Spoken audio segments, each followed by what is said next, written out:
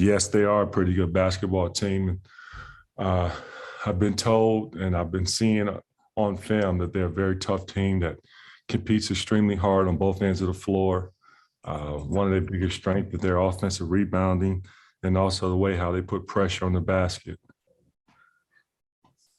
A well-coached team as well. You know, you have to add that. Have you seen the past history on that team as far as what they've done over the past years with the success of the program and winning the MAC, and also picked to win the MAC this year.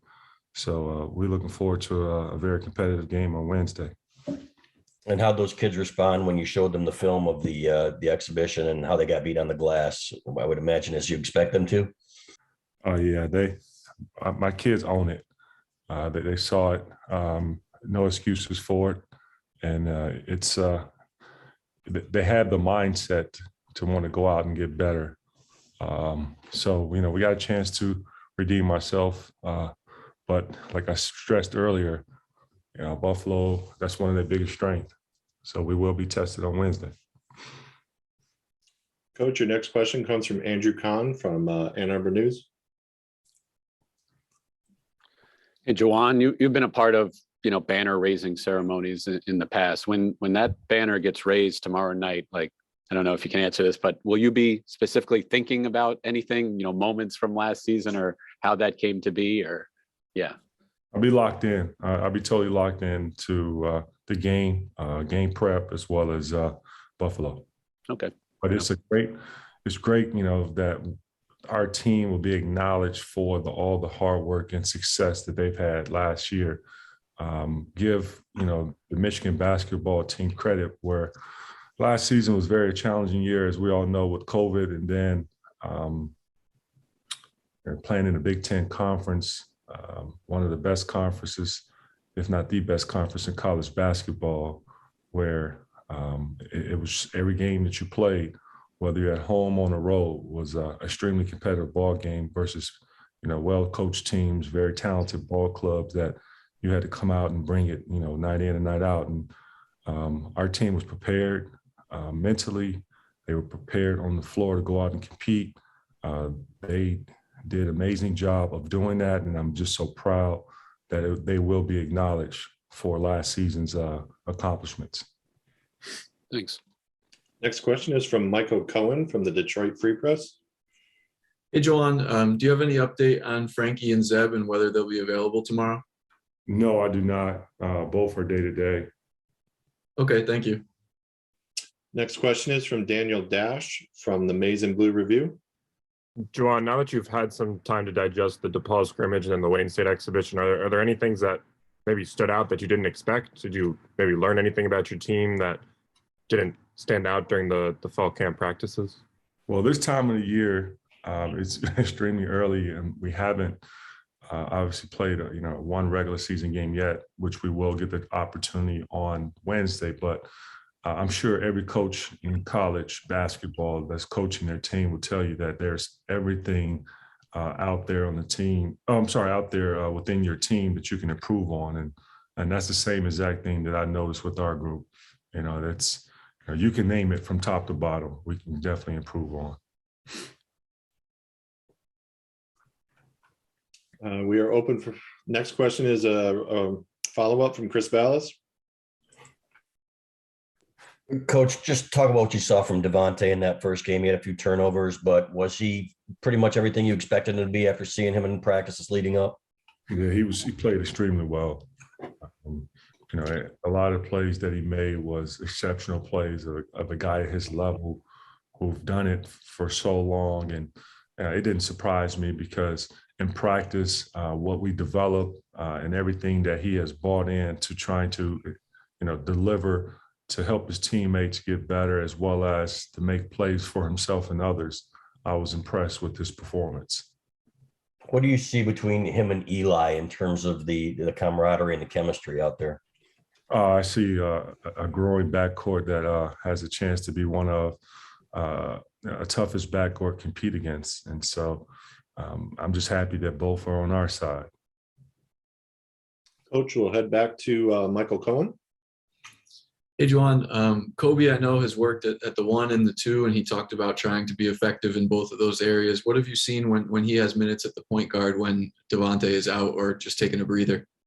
Well, Kobe has an exceptional skill level that is pretty unique where, with his combo guard ability to be able to make plays, with the way how he's able to score the basketball, to see the floor, it's a work in progress, and he's growing in that area, and he will continue to grow because that's how he's wired, and that's how we, as a staff, will help him grow.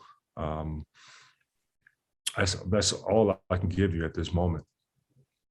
Devontae had mentioned that one of the things he looks for and tries to help young guards with are some of the reads that they have to make on offense, whether it's, ball screen coverage or whatever they're looking at.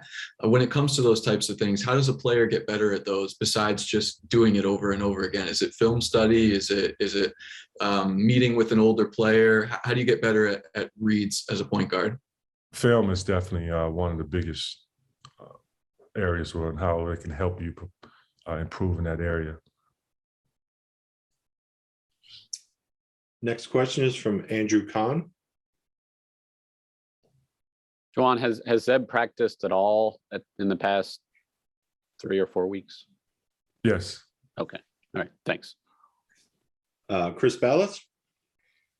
Coach Phil Martelli called Howard Isley the point guard whisperer. Can you just tell me what he's meant to your program and how those guys respond to him, those kids? Oh, well, I mean, that's one of his biggest strengths. Is a guy who's done it at the highest level. He also coached at the highest level and worked with some of the best NBA guards in NBA basketball. So he has a unique way of development and helping our guys be able to develop into what they want to become at that position.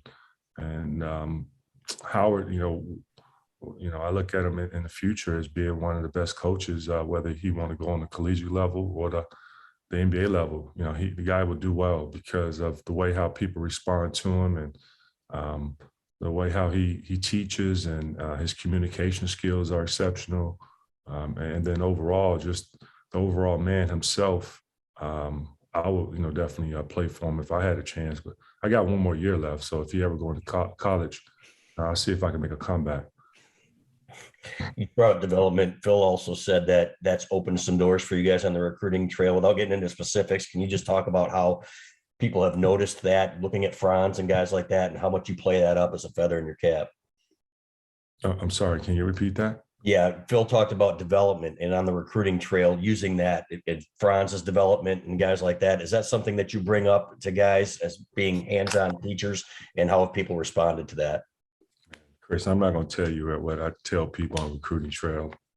That's personal, and you can get whatever you want from Phil. But as far as what you're going to get from me, you're not getting nothing. Thanks. We have a follow-up from Daniel Dash.